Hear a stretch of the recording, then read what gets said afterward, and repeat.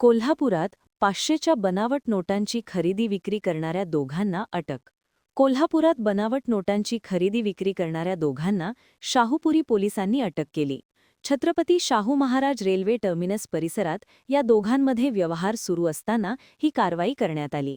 राहुल किरुगडे आणि गुरु मेंगाणे अशी अटकेतील दोघांची नावे आहेत. त्यांच्याकडून 500 रुपयांच्या 262 बनावट नोटा पोलिसांनी जप्त केल्या असून या नोटांची एकूण किंमत 1,31,000 रुपये आहे. सध्या पोलिसांनी दोघांच्या राहत्या घरांची झडती घेतली असून विशेष काही संशयास्पद आढळून आलेले नाही. त्यांच्या मोबाईलमधील कॉल डिटेल्सची तपासणी केली जाणार आहे. या चौकशीतून बनावट नोटांचे मोठे रॅकेट उघडकीस येण्याची शक्यता पोलिसांनी व्यक्त केली आहे.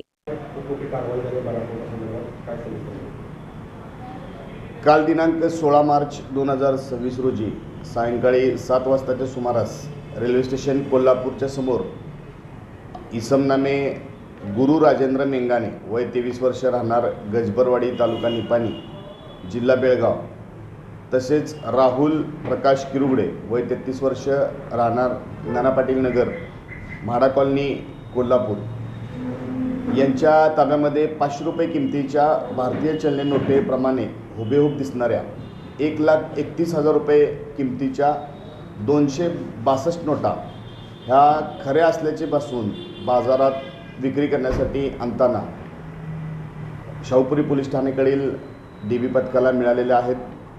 या दोन्ही आरोपींना अटक करण्यात आलेली आहे. त्यांचा पुढील तपास करत आहोत. या नोटा त्यांनी कुठून आणल्या, छपाई कुठे केली याबद्दलचा तपास त्यांची पोलीस कस्टडी रिमांड घेऊन आम्ही करत आहोत.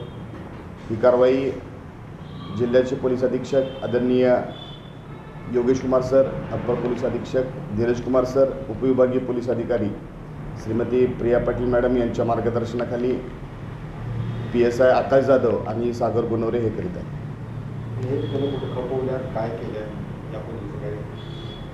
आता त्यांना अटक करण्यात आलेली असून आता रिमांड मुदतीमध्ये त्यांनी या नोटा आणखीन काही बाजारामध्ये आणल्या तर कसं याबद्दल आम्ही तपास करणार आहोत.